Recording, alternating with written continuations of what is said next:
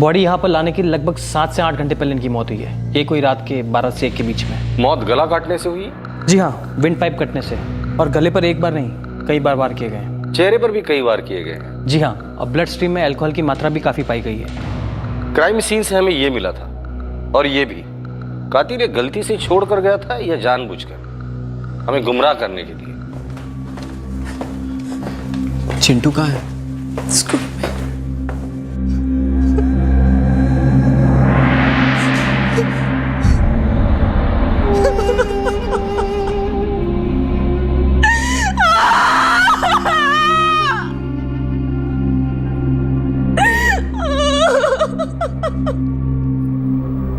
Sir, victim Keshav Lonkar का travel business है। गाड़ियां किराए से देते हैं ये लोग। मैंने उसके बिजनेस पार्टनर सूरज माथुर को फोन करके बुला लिया है। कातिल क्राइम सीन से वो सारे सबूत लेकर गया जो विक्टिम को आइडेंटिफाई कर सके। चेहरे पर कट्स जरूर है, पर चेहरा बिगाड़ा नहीं गया है। मतलब मर्डर को छुपाने की कोशिश नहीं की गई है। ये थोड़ा अजीब नहीं है? मैं केशव का चचेरा भाई अरुण लोनकर। अरुण, हमें नीलिमा जी से बात करनी है।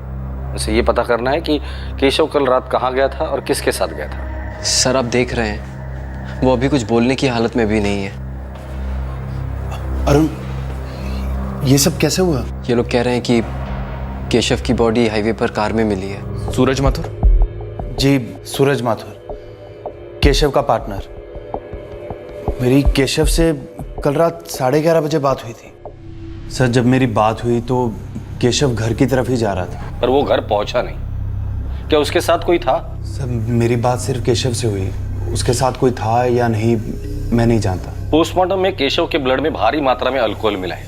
क्या केशव पीता था? हाँ सर, वो पीता था, पर कल किसके साथ पिया, कितनी पिया, ये मैं कैसे बता सकता हूँ। ऑफिस से कितने बजे निकला? चल सूरज, मैं निकता हूँ। बस ये थोड़ा सा काम बाकी है, फिर उसके बाद मैं भी निकलता हूँ। 10:30-11 के करीब हर रोज इसी टाइम पे निकलता था, और मैं भी। क्या केशव ऑफिस में बैठकर पी रहा था? नहीं सर, मतलब मैंने तो नहीं देखा। तुम केशव के चचेरे भाई हो? जी। कल रात केशव घर की बजाय और कहाँ जा सकता है? कोई दोस्त, खास दोस्त, गर्लफ्रेंड टाइप? मैं केशव को बचपन से जानता हूँ। वो पीता जरूर था, लेकिन इस मामले में बिल्कुल सीधा था। अपनी पत्नी के साथ दगा नहीं करेगा। हाँ सर, मैं भी दावे के साथ कह सकता हूँ कि उसका कोई अफेयर वगैरह नहीं था। मैं 6 साल से जानता हूँ उसे। हमें नीलिमा लोनकर से बात करनी होगी। जितनी जल्दी वो बात करने के हालात में आ जाए, सबके लिए अच्छा होगा।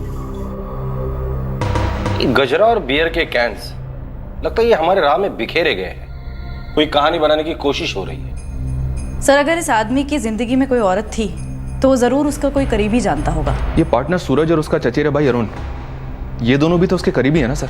शायद उतने नहीं। या तो ये दोनों को छुपा रहे, या दोनों में से कोई एक। नीलिमा लोनकर से बात करनी होगी। हो सकता है कि ये केशव लोनकर कहीं और जा रहा हो। पैसेंजर सीट पर गजरा, ड्राइवर की पास वाली सीट पर। केशव लोनकर के कॉल रिकॉर्ड्स निकालो।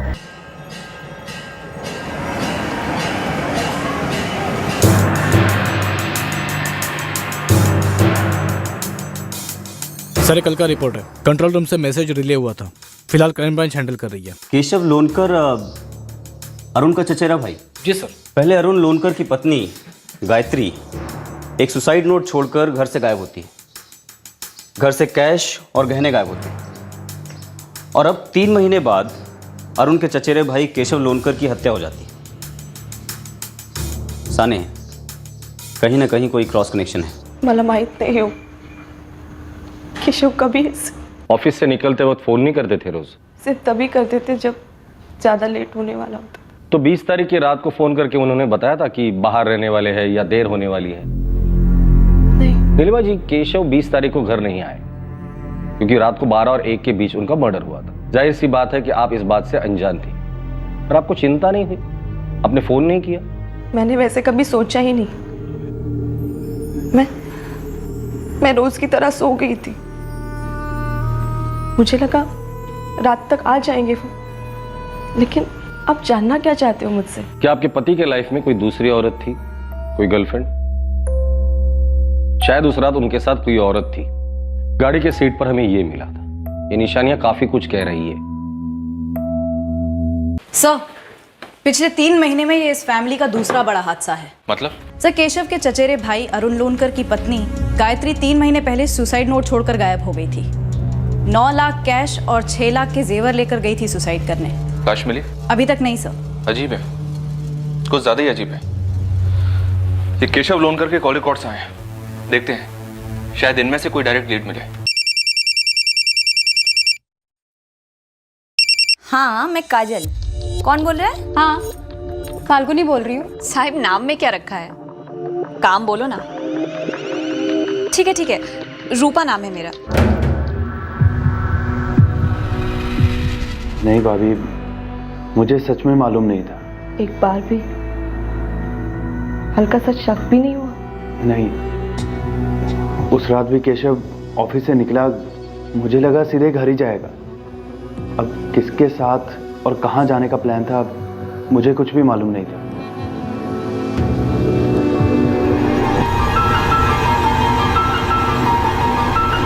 तेरी घरेलू जिंदगी को तबाह करने के लिए तूफान मंडरा रहा है। क्या मेरी पत्नी गायत्री का किसी आदमी के साथ चक्कर चल रहा है?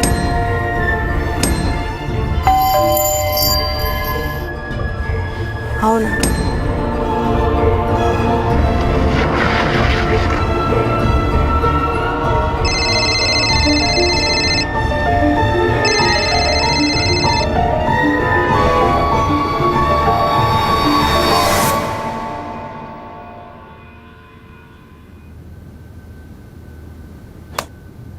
अरविंद साहब, हमने केशव से भी क्वेश्चनिंग की थी अरुण की वाइफ गायत्री के गायब होने को लेकर।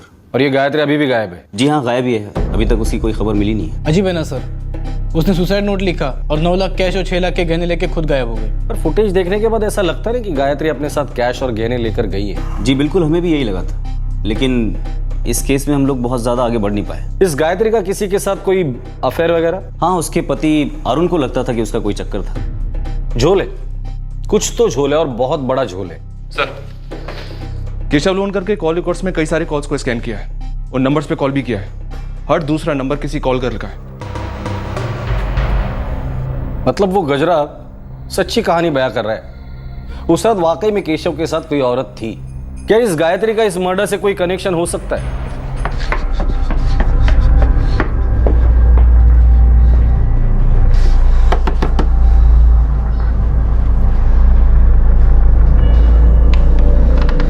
बाबा,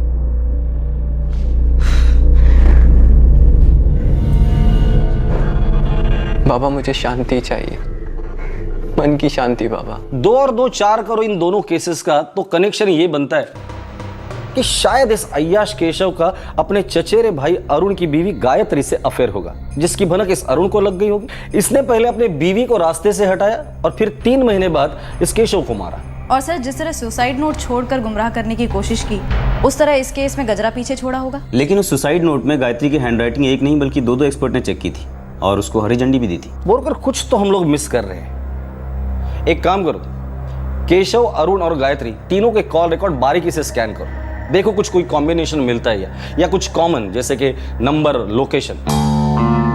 रेगुलर था मेरा, कभी घर पे बैठता था तो कभी होटल, कभी लॉज। 20 सितंबर की रात को किसके साथ बैठा था ये? 20 की रात नहीं थी मैं उस केशव के साथ। तो फिर क्या मैं उसकी पत्नी हूँ क्या? उसकी खोज खबर रखूंगी कहाँ गए मेरे पतिदेव मुंह मारने। किसी लड़की का इस केशव के ऊपर खुन्नस था क्या? जिस टाइम तक मैं इसके साथ बैठती थी तब तक तो ठीक था। अब उसके बाद मरने मारने की क्या खुन्नस रही होगी किसी को, ये मुझे नहीं पता। मैडम, कम से कम 8 से बात हुई।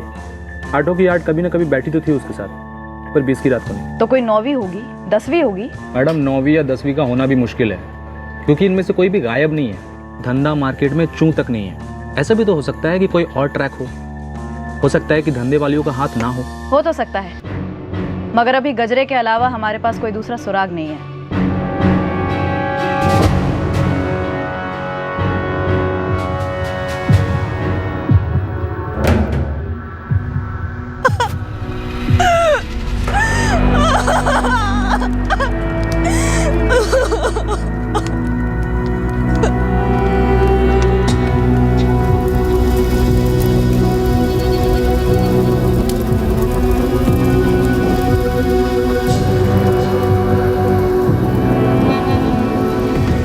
मिसिंग केस और केशव मर्डर केस की फाइल्स में कोई कॉमन पन्ना नजर तो नहीं आ रहा है। लेकिन सर विक्टिम की पत्नी नीलिमा, उसका चचेरा भाई अरुण और उसका बिजनेस पार्टनर सूरज, ये तीनों मिलके जो विक्टिम की तस्वीर बताते हैं कि वो बिल्कुल सीधा था, ऐसा तो वो था ही नहीं, बल्कि औरतों के मामले में तो बिल्कुल भी नहीं। जिस तरह केशव की खुफिया अय्याशी मुझे खलती है, ठीक उसी तरह गायत्री का पैसों के साथ गायब होना मुझे खलता है। कहां और कैसे छुपाए होंगे इतने सारे पैसे?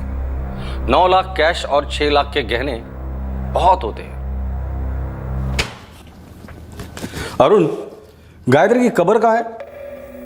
पागल हो गए क्या आप लोग? कौन पागल है और कौन शाना, बहुत जल्द पता चल जाएगा। अच्छा, वो हैंड राइटिंग एक्सपर्ट का नंबर देना, जिसने ये चिट्ठी लिखी थी गायत्री के हैंड राइटिंग में। आप लोग कुछ भी अनाप शनाप बक रहे हैं। वो पैसे और गहने कहाँ हैं? आप लोग हर चीज को गलत तरीके से सोच रहे हैं, ये ठीक नहीं है। केशव प्रोस्टिट्यूट्स के पास जाता था, ये सुनकर मैं भी शॉक्ड हूँ। पर सर वो उसकी पर्सनल लाइफ। केशव की पत्नी को मालूम है ये सब बातें? केशव और उसकी वाइफ के बीच में जो था वो मेरे सामने क्यों आता? आप मेरे पति को क्यों बदनाम कर रही है? हम किसी के सामने जाकर कुछ नहीं कह रहे हैं, जो हमारे सामने है सबूतों के साथ वो आपके सामने रख रहे हैं। मैं यकीन नहीं करती और मुझे आप लोगों के साथ कोई भी बात नहीं करनी। देखिए मिसेस लोनकर, जो हमसे बात नहीं करते हम खुद उन्हें बुलवाते हैं। आपके साथ हम उस रास्ते जाना नहीं चाहते। केशव अब रहा नहीं, आपके और उसके बीच जो था सो था। हमें कातिल को पकड़ना है। जितना जल्दी आप सच बता देंगी उतनी जल्दी ये केस क्लोज होगा। आप जानते भी कि आप एक औरत को कैसा सवाल पूछ रही? क्या उसके मरे हुए पति का उसके चचेरे भाई की पत्नी के साथ अफेयर था? आपको क्या लगता है मैं इस सवाल का जवाब जानती हूँ? और अगर जानती तो दे पाती।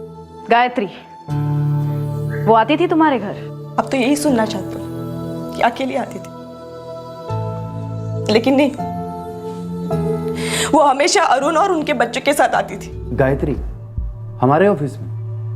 नहीं सर, कभी नहीं। सीसीटीवी कैमरा है तुम्हारे ऑफिस में? जी नहीं, अभी तक तो नहीं। गलती मेरी थी, मैं मानता हूं। इतना प्यार करता था उससे तो शक नहीं करना चाहिए था। तो ये लेटर, ज्वेलरी और कैश का गायब होना, ये सब तुम्हारा ही किया कराया है ना? नहीं सर, ये लेटर उसी ने लिखा था।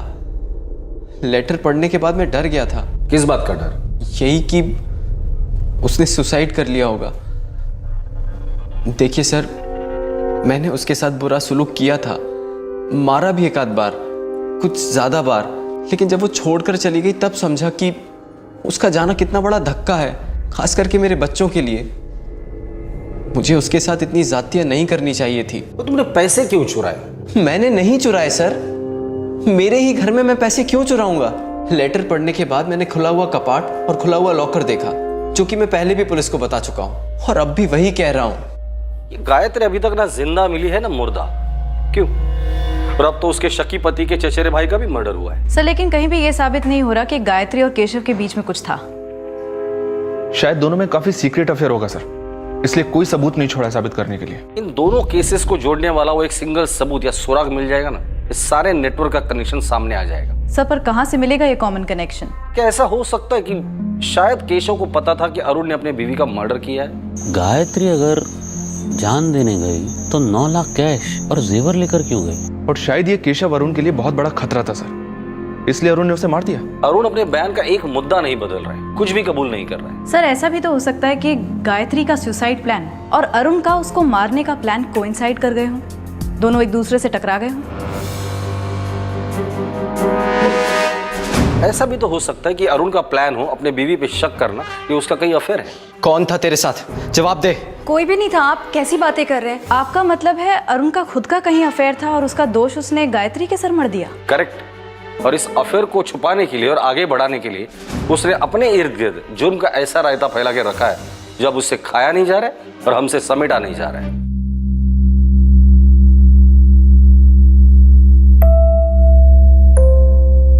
इन्वेस्टिगेशन के इस एंगल ने अब पुलिस को एक ठोस ब्रेक थ्रू दिया। एक अहम कड़ी हाथ लग गई और ये कड़ी इस केस में एक और बहुत ही चौंकाने वाला मोड़ लाने वाली थी। सर बोईसर में उसी दिन जब केशव भी वहीं पर था। इसका मतलब इस केस को जोड़ने वाली दोनों कड़ियां अब हमारे हाथ में है। सर ये केशव विरार और उसके आसपास के इलाकों के सेक्स वर्कर्स के अलावा हर तीसरी रात को बोईसर में होता था। हर तीसरी रात को इसकी सेलफोन लोकेशन बोईसर में थी सर। और सर मैं अरुण के फोन रिकॉर्ड्स चेक कर रही थी, उसकी बोईसर में किसी एक नंबर पर लगातार बात हो रही थी, मतलब नॉर्मल से कई ज्यादा बार। आगे? इस केस की तीसरी कड़ी सूरज है सर, केशव का पार्टनर। कैसे? जब केशव बोईसर में होता था सर, सूरज के नंबर की लोकेशन भी बोईसर में ही होती थी। हो सकता है काम के सिलसिले में जाते हो। लेकिन उसने हमसे ये बात छिपाई क्यों, हमें बताई क्यों नहीं? बोईसर नहीं, केशव का तो कुछ भी लेना देना नहीं है बोईसर से।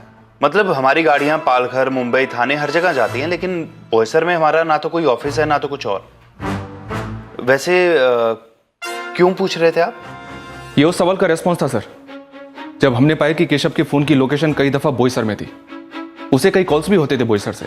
सर फिर हमने सूरज का कॉल रिकॉर्ड स्कैन किया, उससे हमें पता चला कि उसकी प्रेजेंस भी बोईसर में उतनी ही बार थी जितनी बार केशव की। थोक के हिसाब से झूठ बोला है हमसे, ठीक है? अब थोड़ा सच इन्हें ठोक के निकालते हैं। झूठ बोले गए थे और इनमें से सबसे बड़ा झूठ पकड़ा गया था, और इसी झूठ की झोली में से निकली थी एक असंभव सी सच्चाई जो इस केस की कई दुखद घटनाओं का कारण थी।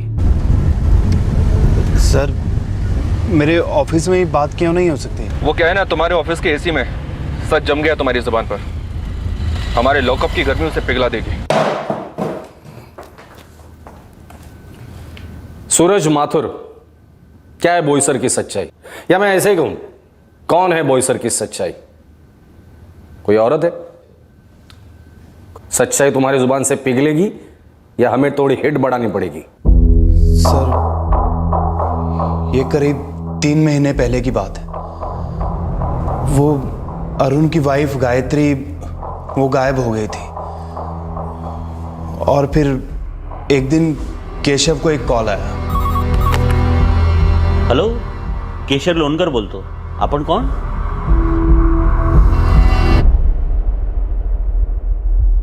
क्या?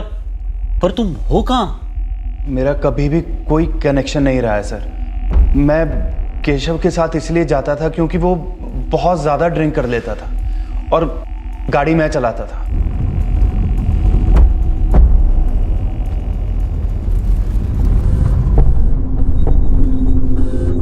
केशव, तुम्हें नहीं लगता कि तुम कुछ ज्यादा ही रिस्क ले रहे हो? माहित आहे रे, काय करू? लैंडलाइन पे किसका फोन आया था और तुम दोनों बोईसर में किसको मिलने जाते थे?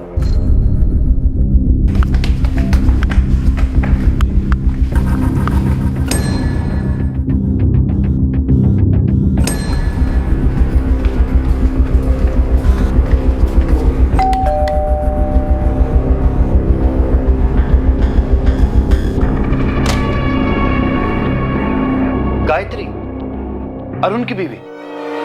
हाँ, मदद मांग रही है मुझसे।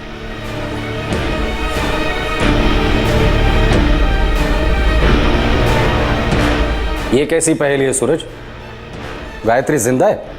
सर मुझे नहीं मालूम कि कैसी पहेली है, मैं तो बस केशव का दोस्त होने के नाते जाता था। वो गायत्री से मिलने जाता रहा, लेकिन अपने चचेरे भाई अरुण को नहीं बताया कि उसकी बीवी जिंदा है।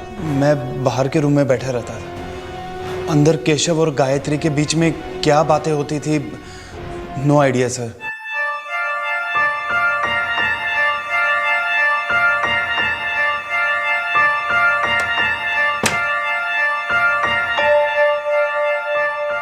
उठा कर लेकर उस गायत्री को, देखते कितना सच दबाया गया है, कितना झूठ फैलाया गया है।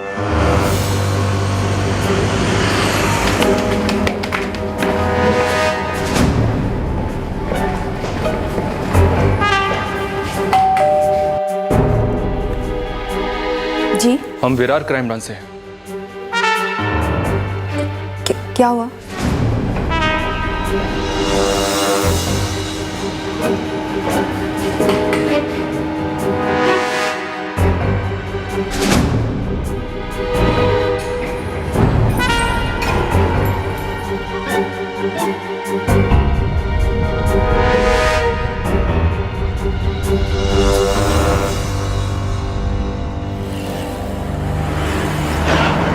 हाँ सुधीर, हाँ मैंने मनोर से राइट ले लिया है। हाँ, आगे से लेफ्ट।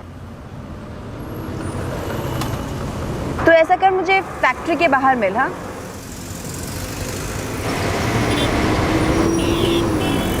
हाँ हाँ, पहचानने में आसानी होगी ना।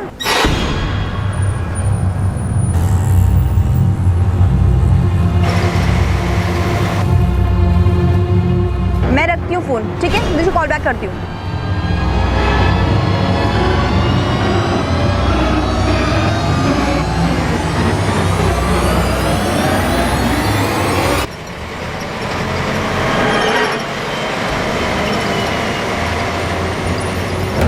मैडम, सुसाइड करने का ज्यादा शौक है क्या तुम्हें?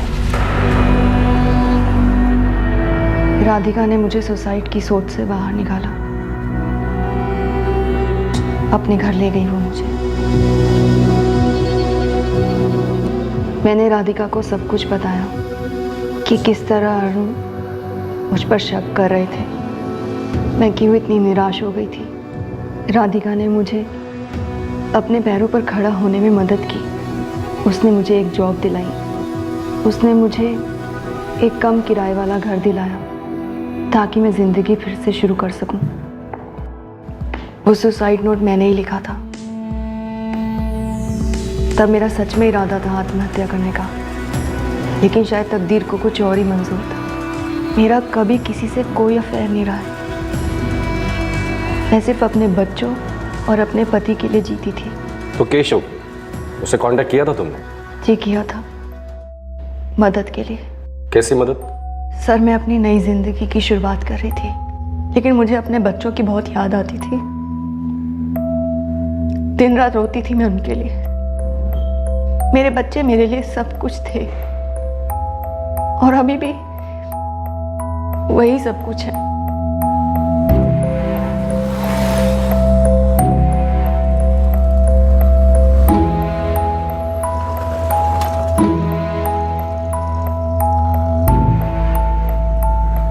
मैं स्कूल छुप कर जाती थी अपने बच्चों को देखने, पर कुछ दिन बाद उनका स्कूल जाना बंद हो गया।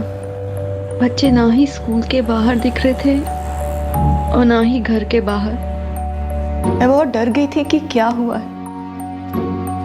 मुझसे रहा नहीं जा रहा था सर उनको बिना देखे। हॅलो, केशर लोणकर बोलतो. आपण कोण?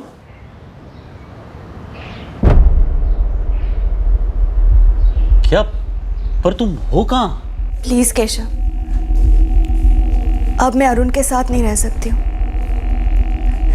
प्लीज मेरी मदद करो। पर मैं क्या मदद कर सकता हूँ तुम्हारी गायत्री? तुम्हें पता भी है कि तुम्हारे जाने के बाद यहाँ हुआ क्या है? अरुण ने पुलिस कंप्लेंट दर्ज की है, ढूंढ रही है पुलिस तुम्हें। वो जो भी हो, लेकिन अब मैं अरुण के साथ नहीं रह सकती हूँ। एक दोस्त होने के नाते प्लीज मेरी मदद करो। कैसी हेल्प गायत्री? कुछ दिनों से मेरे बच्चे स्कूल नहीं जा रहे हैं, पता नहीं क्या हुआ है। प्लीज तुम पता लगाओ ना, मुझे उनकी लेटेस्ट फोटो देखनी है। प्लीज केशव। मैंने बस इतनी सी मदद मांगी थी कि एक बार मेरे बच्चों का कोई एक वीडियो या फिर कोई एक फोटो मुझे दिखा दो।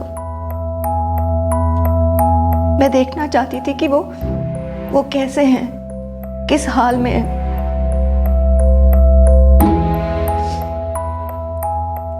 माँ हूं ना। मैं केशव को बार बार फोन करती रही कि मेरे बच्चों का फोटो मुझे दिखा दो, लेकिन एक दिन बाद वो खुद बोला कि वो फोटो खुद आकर दिखाएगा। मुझसे मेरा एड्रेस मांगा और वहां आ गया।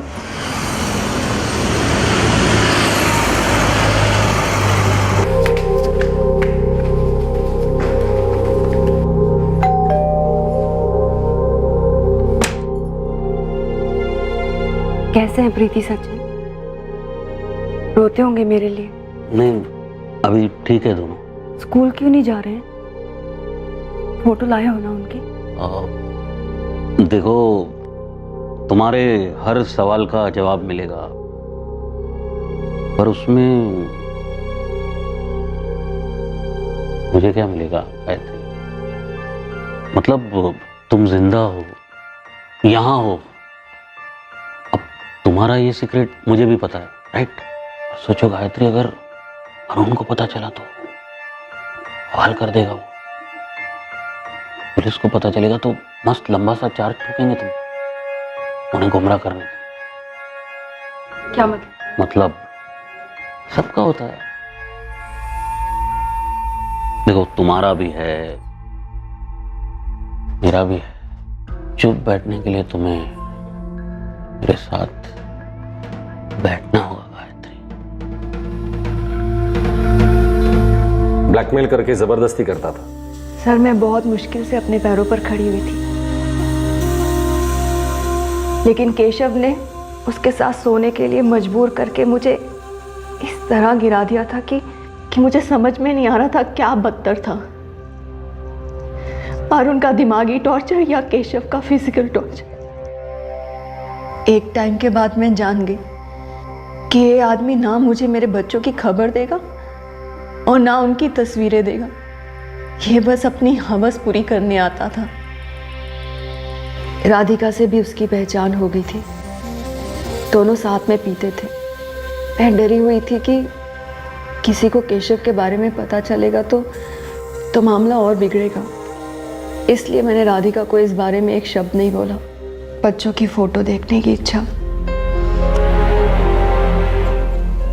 उनकी खबर जानने की इच्छा अधूरी ही रही। ये है अरुण? हाँ यही है। मैंने बच्चों तक पहुंचने के लिए राधिका से मदद मांगी, उसने इंटरनेट की मदद ली। टेंशन ना ले गायत्री, इससे तो मैं पटाके रहूंगी। जो तुझे चाहिए वो तुझे मिलेगा। तुमने अपने बारे में मुझे सब कुछ सच सच बताया है? अरे तुम मिलो तो सही, फिर जो पूछना है पूछो। चाहो तो अपनी फैमिली से भी मिलवा दूंगा। हे अरुण, सुनो ना, अपनी फैमिली के बारे में कुछ बताते क्यों नहीं? दिखाओ ना अपनी फैमिली की कुछ पिक्स। कम ऑन यार। यार एक हफ्ते से चेज कर रही हूँ तेरे अरुण लोनकर को, बता ही नहीं रहा है। मैरिड है, बच्चे हैं, एक्सेट्रा एक्सेट्रा। क्या कोई और तरीका नहीं है मेरे बच्चों से मिल पाने का? एक मिनट मैं देख के आती हूँ। ओह हाय। हाय।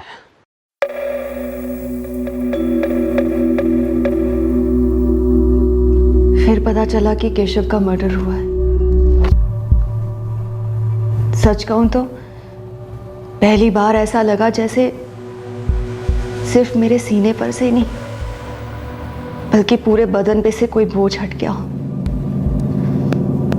घिन आती थी मुझे उसके छूने से।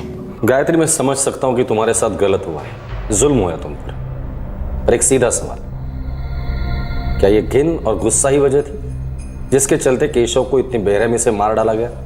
आप ये पूछ रहे हैं कि मैंने उसे मार डाला? हाँ। मैंने उसे नहीं मारा है। तो क्या तुम्हारा पति अरुण जानता था कि तुम जिंदा हो? मुझे नहीं पता। जिस दिन नोट लिखकर मैं घर से निकली उसके बाद ना तो उसे कभी देखा है ना उसकी आवाज सुनी।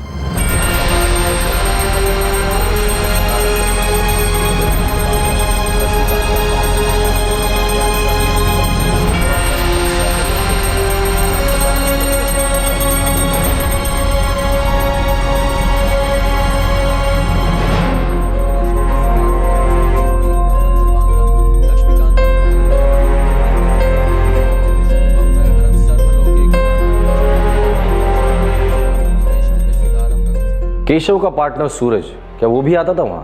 हाँ सर, लेकिन उसने कभी कुछ गलत नहीं किया, वो बस बाहर बैठा रहता था। जो कैश और ज्वेलरी तुम अपने साथ लेकर गई थी, कहाँ छिपाई है तुमने? कौन सा कैश, कौन सी ज्वेलरी? आप ये गायत्री, घर छोड़ते हुए तो घर के लॉकर से तुम अपने साथ कुछ भी नहीं लेकर गई थी? एक अरसे पहले अरुण ने मुझे लॉकर की चाबी देना बंद कर दिया था। चाबी सिर्फ अरुण के पास ही रहती थी। आप लोग शायद भूल रहे हैं कि मैं घर से मरने के लिए निकली थी। पैसों का मैं क्या करती? अरुण कंफर्म जानता था कि गायत्री जिंदा है, वरना वो कैश और ज्वेलरी के चोरी का इल्जाम उस पर क्यों थोपता? ये गायत्री कितना छुपा रही है अभी बता नहीं सकते, पर ये कहानी बहुत डीप है। सर एक तरीका है, और शायद एक ही तरीका है। इस राधिका और अर्चना को यहाँ लाते हैं। Right sir. आखिरकार हमारे पास वही तो एक लिंक है जो इस बात को जानती थी कि गायत्री जिंदा है और जो आर्ची बनकर अरुण के साथ टच में भी थी।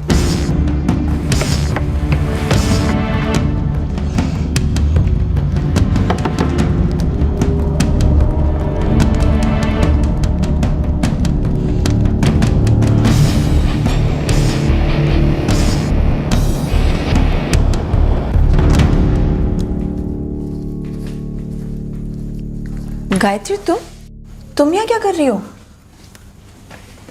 मैं बहुत बुरी फंस गई हूँ।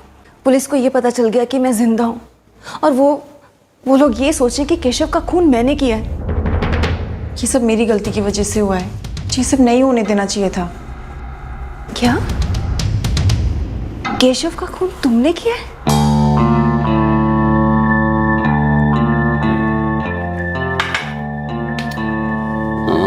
राधिका, छोड़ना ये बीपीओ की तेरी नौकरी फालतू। क्या रखा है उसमें? हेलो सुजी Rushdie फुजी, yes sir, what can I do for you madam? Yes yes, छोड़ फालतू। तो ना मेरी ट्रैवल एजेंसी ज्वाइन कर ले, 6 महीने में असिस्टेंट मैनेजर। तुम्हें पता है इस वक्त ना मैं टल्ली हूँ और टल्ली होने के समय कोई काम की बात नहीं और ना ही दिल की बात। सिर्फ एक ही काम होता है, सोना।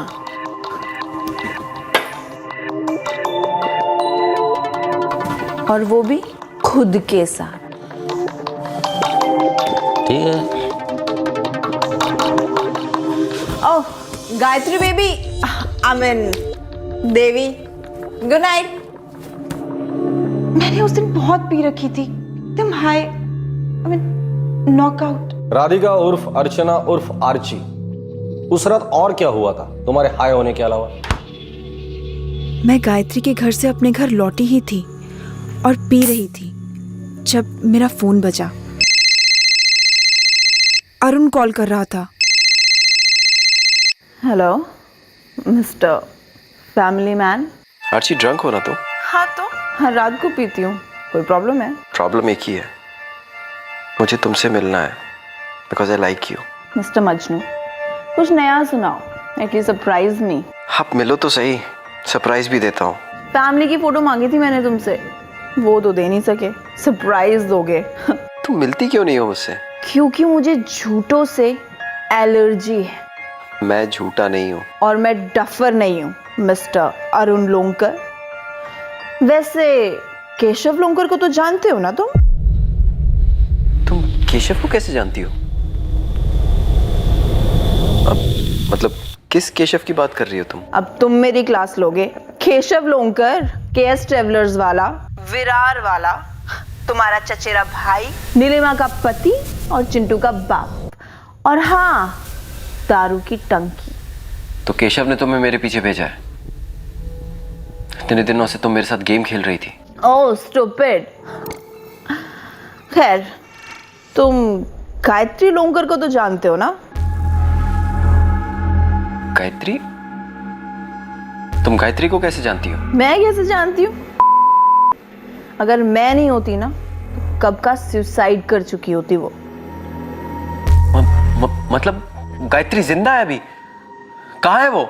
ये ना केशव से पूछो, जो हर दूसरे दिन, ओह सॉरी, हर दूसरी रात यहाँ आता है गायत्री से मिलने, उसके बेडरूम में।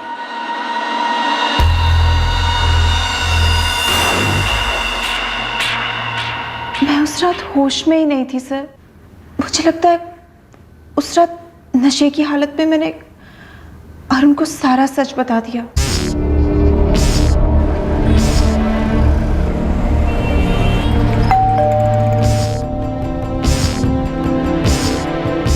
तुम्हारी बीवी घर से जाते वक्त ज्वेलरी और कैश लेकर नहीं गई थी, वो सारा तुम्हारा क्या कराया था?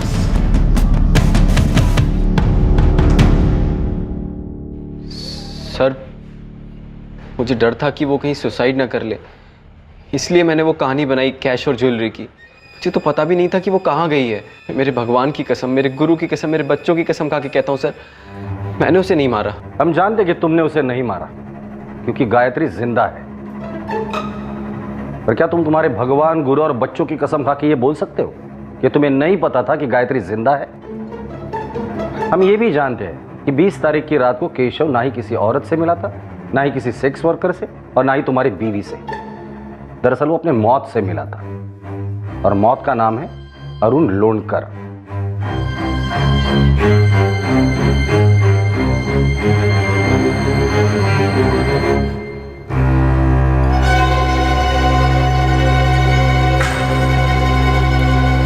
कहाँ छुपा है वो?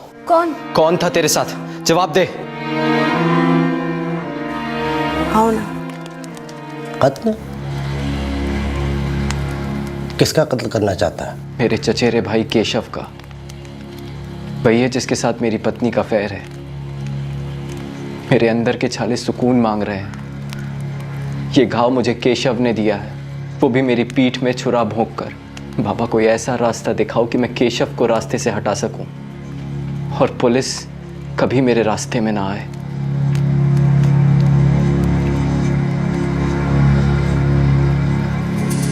अरुण, हर चीज के लिए, हर व्यक्ति के लिए जग में एक सही समय बना है। तो आप मुझे मेरा सही समय बता दीजिए बाबा। ये न्याय तुझे रात के अंधेरे में ही मिलेगा बेटा। कल का दिन शुभ है, रात को 10 बजे के बाद निकल जा।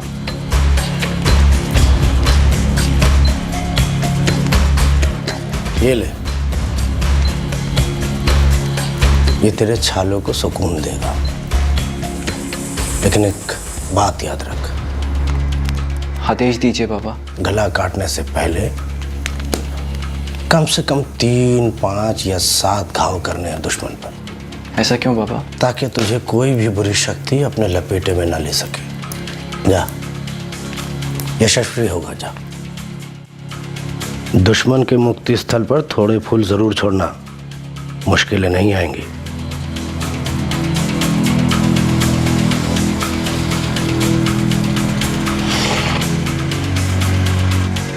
अरे अरुण, तू इकडे काय करतोस? यार वो मेरी गाड़ी खराब हो गई बीच रास्ते, और मेरी किस्मत देख, तू ही मिल गया मदद के लिए।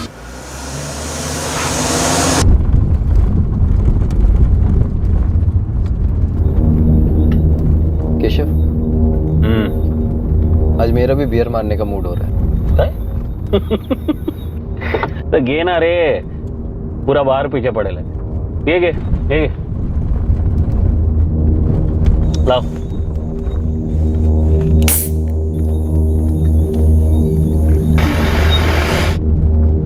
अरुण, खरं सांगू काय? सांग।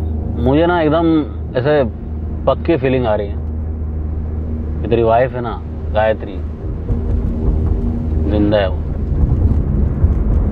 वो ना सुसाइड कर ही नहीं सकती। केशव, गाड़ी बाजूला लावशील 2 मिनट? का रे? अरे चलती गाड़ी में बियर पीने से उल्टी जैसा होता है, लगा ना प्लीज।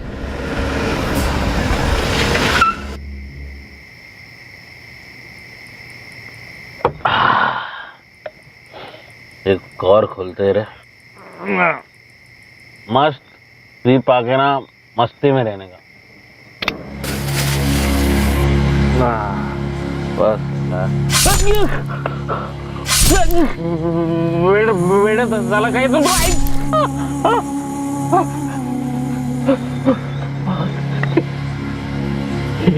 येड हो गया तू। क्या कर रहा तू?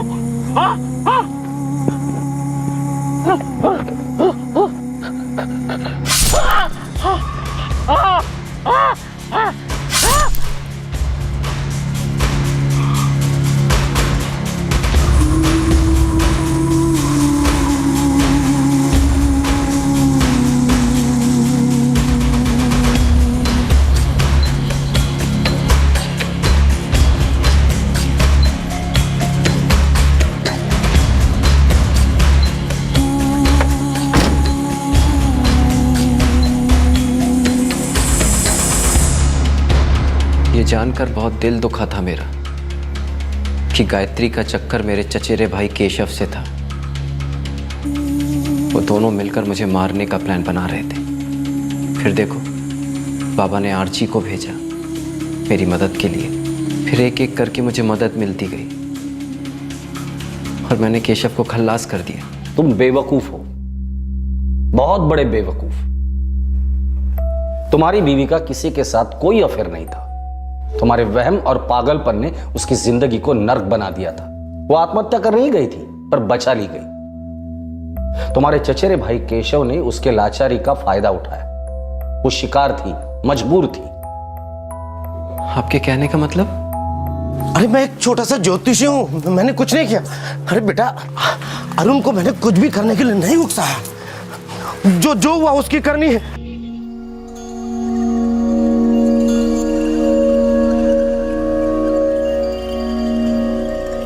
सर सच में मुझे उन लोगों की फैमिली बातें नहीं मालूम थी। लेकिन तुम्हें इतना तो मालूम था ना कि गायत्री जिंदा है और तुम्हारा दोस्त केशव उसे ब्लैकमेल कर रहा है। तुम उसकी मदद करने के बजाय चुपचाप बैठे रहे। नजरें घुमाने वाले, आंखें मूंदने वाले तो बहुत हैं सूरज, लेकिन तुम नजरें मिलाकर मदद करने वाले बन सकते थे।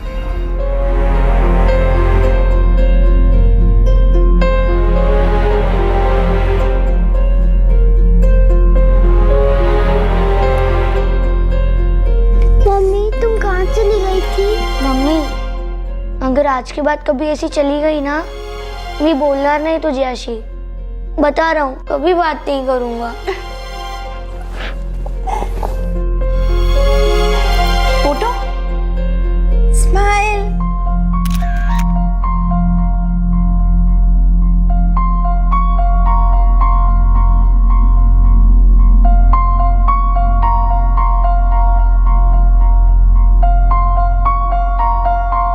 अरुण लोणकर और बाबा निम्बालकर को आईपीसी की धारा 302 के तहत हत्या के लिए और धारा 120 के तहत क्रिमिनल कॉन्स्पिरेसी के लिए गिरफ्तार किया गया है। ये एक क्लासिक केस है जहां किसी ठोस क्रिमिनल मोटिव के अभाव में भी जुर्म का कारमा बनता गया।